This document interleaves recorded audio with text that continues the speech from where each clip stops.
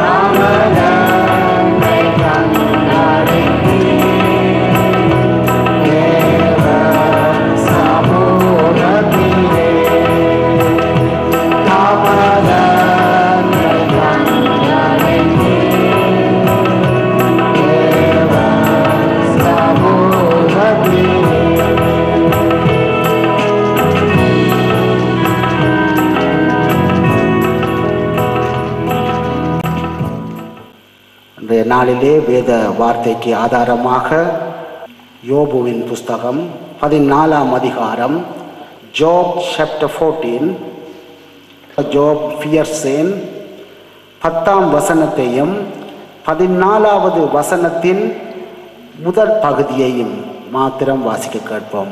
முதலாவது பகுதியை மாத்திரம். மனுஷனோவென்றால் செத்தபின் ஒளிந்து போகிறான், மனுப்புத்திரன் ஜீவித்து போனபின் அவன் எங்கே? மனுஷன் செத்தபின் பிழைப்பாலோ? மனுஷனோவென்றால் செத்த பின்பு ஒளிந்து போகிறான், மனுபுத்திரன் ஜீவித்து போன பின் அவன் எங்கே? மனுஷன் செத்த பின் பிழைப்பானோ? கர்த்தருக்கு பிரியமான தேவ ஜனங்களே, இந்த நாள் நாங்கள் ஒருவரை, ஒரு உறவினரை, ஒரு நண்பரை, எங்களுக்கு பிரியமான ஒருவரை நாங்கள் இழக்கின்ற போது நாங்கள் எதை தேடிக்கொள்ள வேண்டும், எதை தெரிந்து கொள்ள வேண்டும் என்பது மிக முக்கியமாக இருக்கிறது. ஏனென்றால் இந்த 2 கேள்விகளும் கேட்கிறது. மனுஷன் மரித்த பின் எங்கே போகிறான்? மனுஷன் செத்த பின்பு பிழைப்பானோ? இந்த கேள்விக்கு இன்றைக்கு அநேகருக்கு பதில் தெரியாது. ஒரு மனுஷன் மரித்த பின்பு அவன் எங்கே போகிறான் என்றதற்கு பதில் தெரியாது.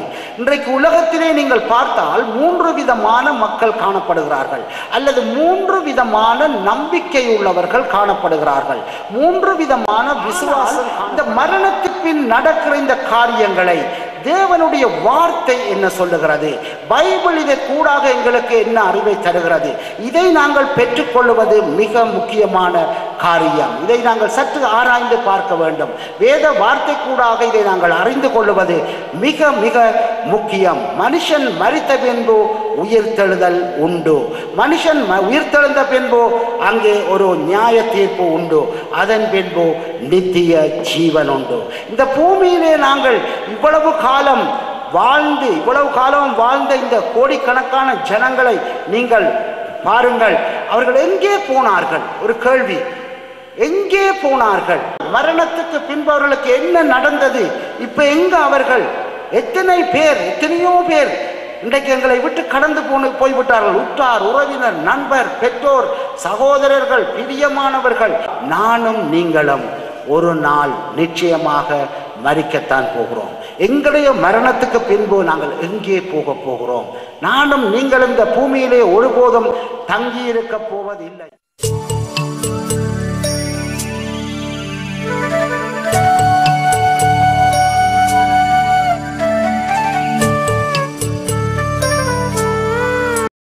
வேதத்திலே இருந்து இந்த பரலோகத்தையும் பாதாளத்தையும் ஒரு விஷயம் உங்களுக்கு காண்பித்து தர நான் வாஞ்சிக்கிறேன். லூக்கா எழுதின சுவிசேஷம் 16ஆம் அதிகாரம், சீக்கிரமா வாங்க. Look chapter 16 verse 19. லூக்கா 16:9.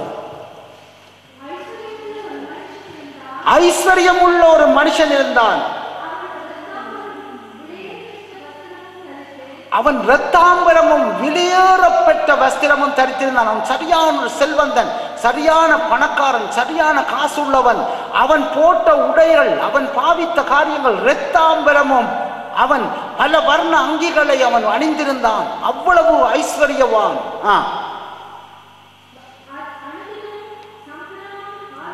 அவன் ஒவ்வொரு நாளும் மிகவும் சந்தோஷமாய் மிகவும் உன்னதமான ஒரு வாழ்க்கையை வாழ்ந்து கொண்டிருந்தான். கர்த்தருக்கு பிரியமானவர்களே, வாசி. அங்கே லாசரு என்று ஒரு மனுஷனும் இருந்தான். அவன் தரித்திரன், பிச்சைக்காரன்.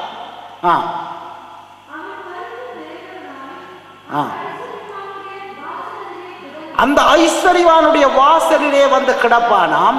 அந்த ஐஸ்வர்யவான் சாப்பிடுகிற நேரத்திலே அவன் சாப்பிடுற மேசையிலிருந்து விழுகிற இந்த சோறோ ரொட்டி துண்டையோ பொறுக்கி இவன் சாப்பிடுவான். இவன் அது மாத்திரமல்ல, இவனுக்கு கால் கையெல்லாம் புண். தமிழ்ல பருக்கள் என்று போட்டிருக்கிறது. பருக்கள், இங்கிலீஷ்ல அதை wound, அது காயம். அதனால ரத்தம் சிதல் எல்லாம் வடிந்து கொண்டிருக்கிறது. அதை என்ன வந்து அதை கிளீன் பண்ணுமா? வாசிங்க.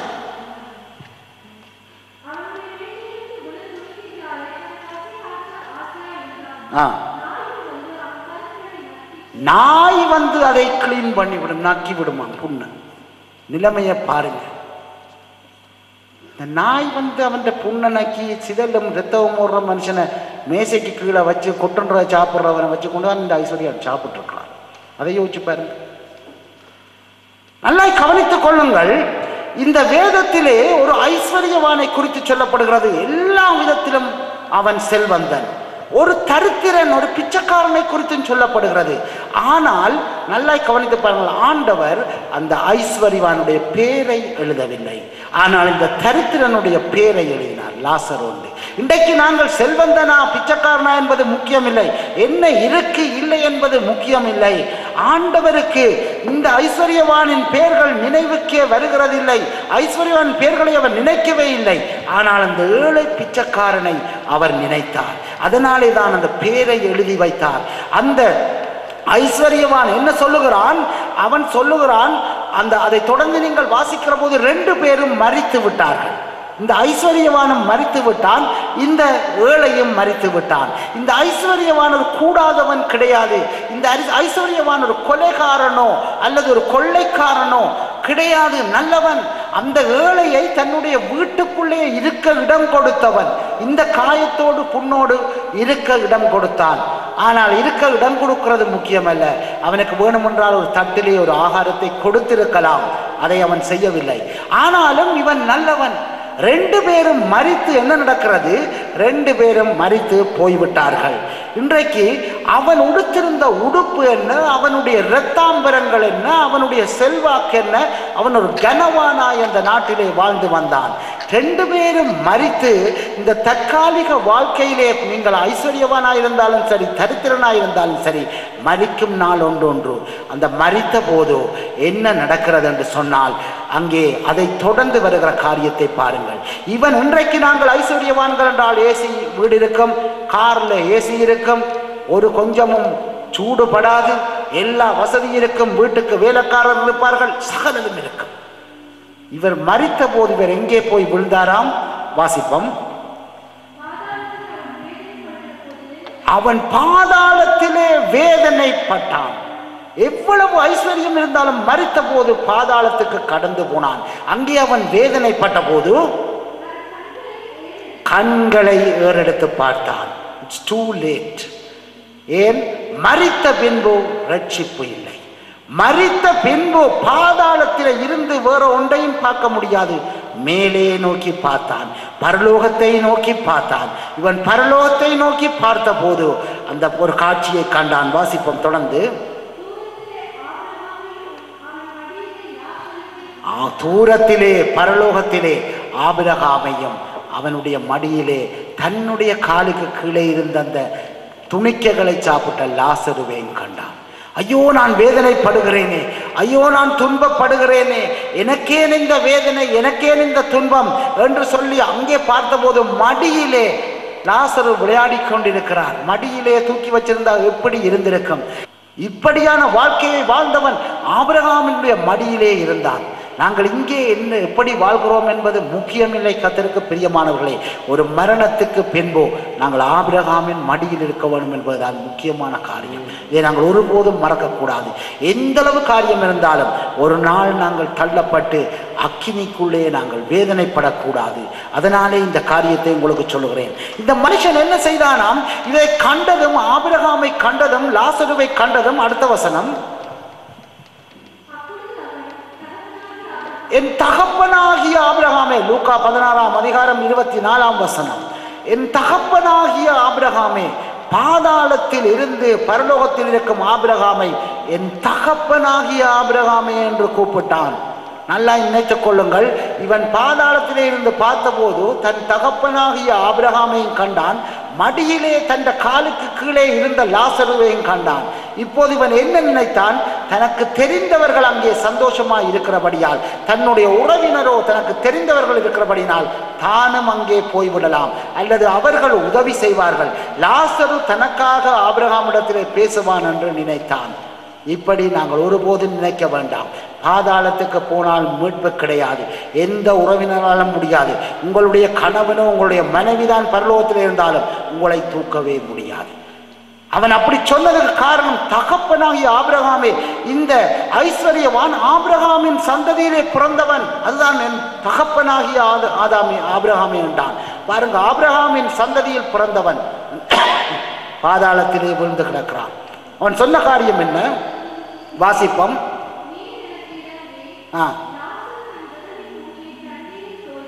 எந்த ஒரு வாஞ்சியோடு இருக்கிறான்னு பாருங்க. தண்ணி, ஒரு கிளாஸ் தண்ணி கேட்கல, ஒரு குடத்துல தண்ணி கேட்கல, விரல்ல தோய்த்து கிடைக்கிற தண்ணி கிடைச்சாலே ஒரு ஆறுதல் என்ற நிலைமை பாதாளத்துக்கு வரும். லாசரு தன் விரலை தண்ணீரில் தோய்த்து என் நாவிலே வைக்கட்டும். அதால ஒரு தாகம் தீருமா? நல்லா யோசிச்சு பாருங்க. ஒரு தரம் விரல்ல வச்சு வைக்கிற அந்த அளவு வறுமை, அந்த அளவு அந்த தேவை தண்ணிக்கு. ஒரு விரலிலே நினைச்சு என் நாவிலே வைக்கட்டும். லூக்கா 6:24. அந்த வசனத்திலே சொல்லுறது, தகப்பன் சந்தோஷமாயிருக்கிறான், லாசரு சந்தோஷமாயிருக்கிறான், அவன் வேதனைப்பட்டிருப்பான். அப்போது என்ன சொன்னார் ஆபிரகாம்? வாசிங்க.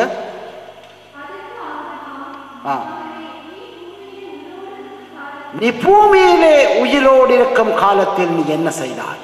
நீ பூமியிலே உயிரோடு இருக்கும் காலத்தில் எல்லாவற்றையும் அனுபவித்து விட்டாய். இன்றைக்கு உனக்கு வேதனை. இன்றைக்கு அநேகரை கேட்டால், பூமியிலே உயிரோடு இருக்கும் காலத்திலே ஆண்டவரை தேட நேரம் இல்லை, நோ டைம், வேலை வேலை வேலை, சம்பாதிக்கிறதை யார் வாரிக்கொண்டு போவான் என்று தெரியாது என்று வேதம் சொல்லுகிறது. எதுக்கெடுத்தாலும் தேவனுடைய சமூகத்துக்கு வர நேரம் இல்லை. ஏனென்றால் உனக்கு பாதாளத்தை குறித்து ஒரு பயம் இல்லை, அங்கே இருக்கிற அக்கினியை குறித்து, புழுவை குறித்து உனக்கு பயம் இல்லை. எப்படியாவது வாழ்ந்து விட்டு போகலாம் நினைக்கிறாய்.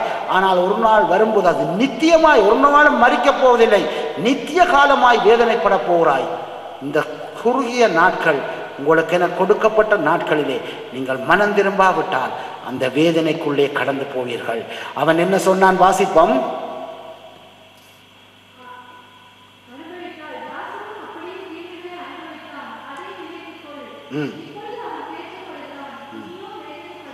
இன்றைக்கு நாங்கள் தீமைகளை அனுபவித்துக் கொண்டிருந்தால், இன்றைக்கு எங்களுக்கு கர்த்தரின் நிமித்தம் துன்பம், வேதனை, மன கிலேசங்கள், எத்தனையோ பிரச்சனைகள் வரும். ஆண்டவரை தேடுகிறதுனாலே அநேகர் சும்மா கோவிப்பார்கள், அநேகர் சும்மா எரிச்சல் படுவார்கள், அநேகர் சும்மா தேவையில்லாமல் சண்டை பிடிப்பார்கள்.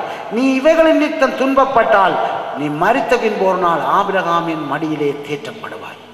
இதை நாங்கள் மறக்கக்கூடாது. இன்றைக்கு எங்களுக்கு வருகிற துன்பங்கள், வேதனைகள், நிந்தனைகள், அவமானங்கள் எல்லாம் பரிசுத்தவான்களால் ஒரு நாள் தேற்றப்படும்.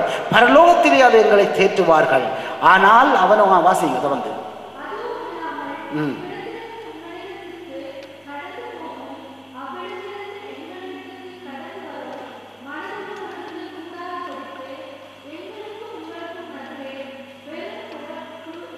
பிளவு உண்டாயிருக்கிறது. அந்த நரகத்துக்கும் அந்த பரலோகத்தையும் பார்க்கக்கூடியதாயிருக்கும், பேசக்கூடியதாயிருக்கும், பேசுவதை கூட கேட்டார்கள்.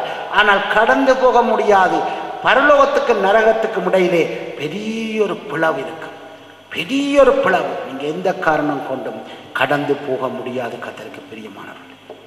அப்போது அவன் இன்னொரு காரியத்தை சொன்னான். அப்படியானால் ஆண்டவரே, நான் சீக்கிரமாய் கடந்து போகிறேன். அதை வாசியுங்கள், அடுத்த பகுதியை சீக்கிரமா வாசியுங்கள்.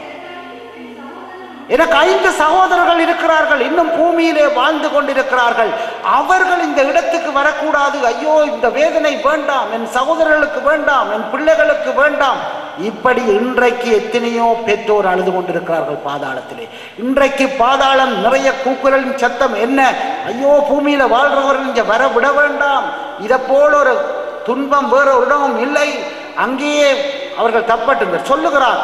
அவர்கள் வராமல் இருக்கும்படியாக லாசருவை அனுப்பட்டான். வாசிங்க சீக்கிரமா.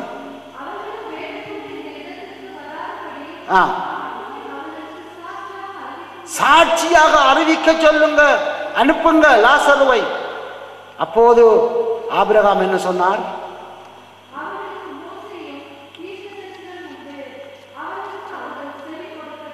அங்கே மோசேயும் தீர்க்கதரிசிகளும் இருக்கிறார்கள். வேறு தலைவர்கள் பூமியிலே நான் உண்டாக்கி வைத்திருக்கிறேன். அவர்கள் சொல்லுகிறதை கேட்கட்டும். லாசரு இனி போக முடியாது. பரலோகத்திலிருந்து இன்னொருக்கா இயேசு கிறிஸ்துவோ இன்னொருவோ இறங்கி வந்து உங்களுக்கு இதை சொல்லித்தர போறதில்லை.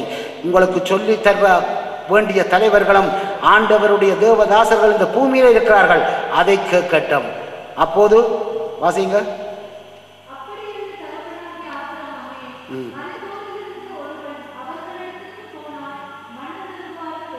ம்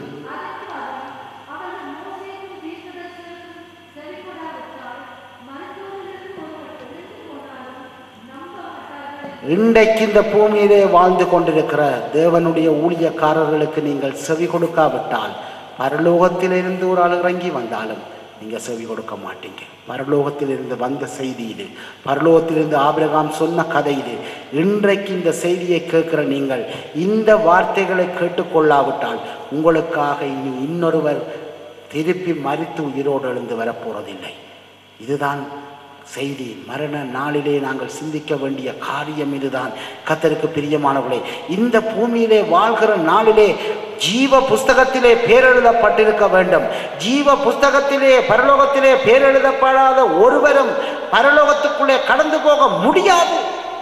நாங்கள் இந்த பூமியிலே வாழ்கிற வாழ்க்கையிலே எங்களுக்கு பரலோகத்தை சம்பாதித்துக் கொள்ள வேண்டும். நாங்கள் இந்த பூமியிலே நன்மையை செய்தால் அவைகள் எல்லாம் பொக்கிஷமாக எங்களுடைய பேரிலே அங்கே வைக்கப்பட்டிருக்கும். ஏனென்றால் ஜீவ புஸ்தகத்திலே எங்கள் பேர் இருக்கும். இன்றைக்கு அநேகருடைய பேர்கள் ஜீவ புஸ்தகத்திலே எழுதப்பட்டு அதன் பின்பு கீறப்பட்டு விட்டது. எழுதப்படும், மீண்டும் அழிக்கப்படும். நாங்கள் சரியாக வாழ்ந்து முடிக்காவிட்டால் அவை அழிக்கப்படும். கர்த்தருக்கு பிரியமானவர்களே, ஆனபடியால் கடைசியாக நான் ஒரு காரியத்தை உங்கள் மத்தியிலே சொல்ல வாஞ்சிக்கிறேன். எனவே பரலோகம் உண்டு, நரக வேதனைகள் உண்டு. ஆனால் பரலோகத்துக்கு போவோம் என்ற நிச்சயங்களுக்குள்ளே இருக்கும் என்றால் இப்போ கூட யாராவது சொல்லுவீங்களா? சரி பரவாயில்லை என்றாலும் நரகத்துக்கு தான் போகிறோம் யாராவது சொல்கிறாங்க, இந்த கையை வைத்து காட்டுங்க, புழுவில் படுக்க விருப்பமாக தான் இருக்கு, அந்த கம்பளியில் பூச்சி கொஞ்சம் என்ன போத்து கொள்ளட்டும், ஒரு நுழம்பு கடிச்சா தாங்க முடியாது எங்களுக்கு. கர்த்தருக்கு பிரியமானவர்களே, யோவான் எழுதின சுவிசேஷம் 14ஆம் அதிகாரம் 1ஆம் வசனத்திலிருந்து வாசிக்க கேட்போம். John chapter 14 first verse. உங்கள் இருதயம் கலங்காதிருப்பதாக. இன்றைக்கு யாரும் மரித்திருந்தால், யாராவது உங்களை விட்டு கடந்து போயிருந்தால், அவர்கள் கர்த்தருக்குள்ளே இருந்தால், அவர்கள் ஆண்டவருக்குள்ளே இருந்தார் என்ற நிச்சயம் இருந்தால் உங்கள் இருதயம் கலங்காதிருப்பதாக. வாசிப்போம். தேவனிடத்தில் விசுவாசமாயிருங்கள், என்னிடத்திலும் விசுவாசமாயிருங்கள். என் பிதாவினுடைய வீட்டில் பரலோகத்திலே அநேக வீடுகள் உண்டு, அநேக வாசஸ்தலங்கள் உண்டு. அப்படி இல்லாதிருந்தால் நான் உங்களுக்கு சொல்லி இருக்க மாட்டேன். ஆண்டவராக இயேசு கிறிஸ்து சொல்லுகிறார், நான் பொய்யானவன் அல்ல. இந்த பூமியிலே வாழ்ந்த காலத்திலே அவர் சொன்ன வார்த்தை இது. அப்படி இல்லை என்றால் நான் சொல்லி இருக்க மாட்டேன்.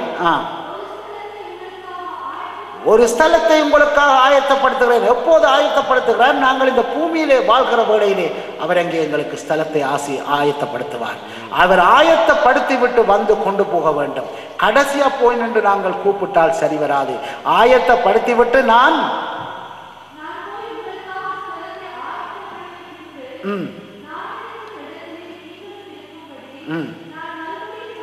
மறுபடியும் வந்து உங்களை அழைத்து கொண்டு போவேன். வாசிங்க.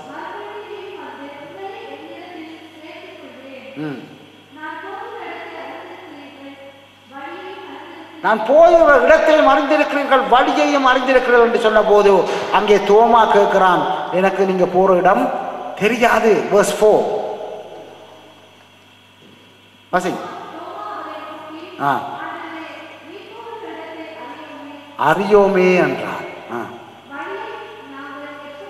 எப்படி அறிவோம் என்று சொன்னார்? எங்களுக்கே இன்றைக்கு வழி தெரியாது, பரலோகத்துக்கு போகிற வழி தெரியாது. தோமா கேட்டான், ஆண்டவர் எனக்கு தெரியாது, எப்படி அறிவோம்?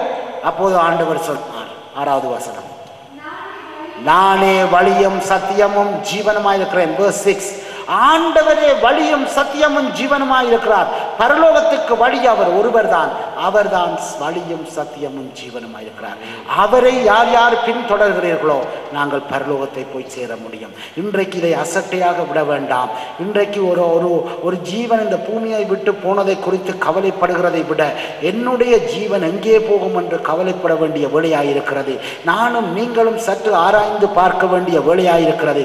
எங்களை ஆராய்ந்து பார்க்க வேண்டிய வேளையாயிருக்கிறது.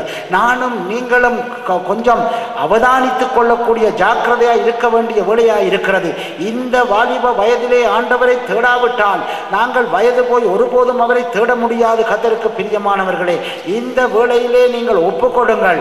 ஆண்டவரே, உம்முடைய வழி, நீரே வழியும் சத்தியமும் ஜீவனுமாய் இருக்கிறேன் என்று சொன்ன ஆண்டவர், இன்றைக்கு நாங்கள் உம்முடைய வழியிலே வர நான் வாஞ்சிக்கிறேன், உம்மை பின்தொடர வாஞ்சிக்கிறேன். இவ்வளவு காலமும் நான் உம்மை அறியாது பாதாளத்தை குறித்த அறிவு இல்லை ஆண்டவரே எனக்கு.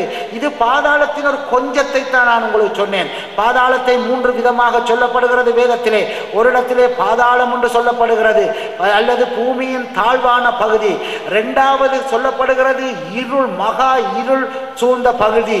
3வதாக சொல்லப்படுகிறது அடியில்லாத பாதாளம். அதுக்கு அடியே இல்லை, அது எவ்வளவு ஆழம் என்று தெரியாது, அடி இல்லாத பாதாளம். அந்த பாதாளம் தான் கடைசியாக வரும். கர்த்தருக்கு பிரியமானவர்களே, எனவே பாதாளத்தை 3ஆய் சொல்லியிருக்க, அதே மாதிரி பரலோகத்தை 3 விதமாய் சொல்லி இருக்கிறது. நாங்கள் எங்களை ஆராய்ந்து பார்த்து எங்களுடைய இந்த வாழ்க்கையின் முடிவு எங்கே போக போகிறது, நாங்கள் எங்கே போய் சேருவோம் என்ற ஒரு முடிவுக்கு வாருங்கள். எங்களுக்கு நரகத்தை குறித்து இன்னும் அநேக காரியங்கள் கற்றுக்கொள்வது நல்லது, அதே போல பரலோகத்தை குறித்து கற்றுக்கொள்வது நல்லது. 2 அறிவும் எங்களுக்கு இருந்தால் நிச்சயமாக நாங்கள் பரலோகத்துக்குள்ளே கடந்து போக முடியும். உங்கள் அனைவரிலேயும் நான் சிநேகிக்கிறபடியால், உங்கள் அனைவரிலும் அன்பாயிருக்கிறபடியினால் நான் இந்த வார்த்தைகளை உங்களுக்கு இந்த நாளிலே உங்கள் மத்தியிலே சொல்லுகிறேன். ஏனென்றால் ஒருவரும் கெட்டு போகிறது கர்த்தருடைய சித்தம் இல்லை. அதே மாதிரி எங்களுடைய சபையில் இருக்கிற ஒருவரும் எந்த காரணம் கொண்டும் தள்ளப்பட்டு பாதாளத்துக்குள்ள போகக்கூடாது என்பது என்னுடைய விருப்பம். எல்லாரும் நாங்கள் ஒரு நாள் பரலோகத்திலே சந்திப்போம். நீங்கள் யாரை இழந்தீர்களோ, இன்றைய நாளிலே தகப்பனை இழந்து வேதனையோடு இருக்கும் அந்த பிள்ளைகள் ஆண்டவருக்குள்ளே ஜீவித்து ஆண்டவருக்குள்ளே மரித்தால் ஒரு நாள் அந்த தகப்பனோடு கூட ஆபிரகாமுடைய மடியிலே உட்கார முடியும். அந்த நம்பிக்கையோடு எங்களுடைய வாழ்க்கையை கடந்து செல்லுவோம். கடைசியாக 2 கொரிந்தியர் 5ஆம் அதிகாரம் 1ஆம் வசனத்தை வாசிப்போம்.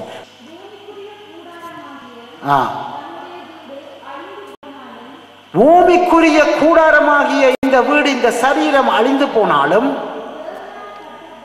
தேவனால் கட்டப்பட்ட கை வேலையில்லாத நித்தியமான வீடு பரலோகத்திலே எங்களுக்கு உண்டு. அங்கே ஒரு பரலோகம் உண்டு, இங்கே ஒரு பரலோகம் உண்டு. அங்கே பிதா இருக்கிறார், இங்கே ஒரு நரகம் உண்டு. அங்கே பிசாசானவன் ஆண்டு கொண்டிருக்கிறான். நீங்கள் எதை விரும்புகிறீர்களோ அதன்படிதான் உங்களுக்கு நடக்கும். எழுந்து நிற்போம் தேவ சமூகத்திலே.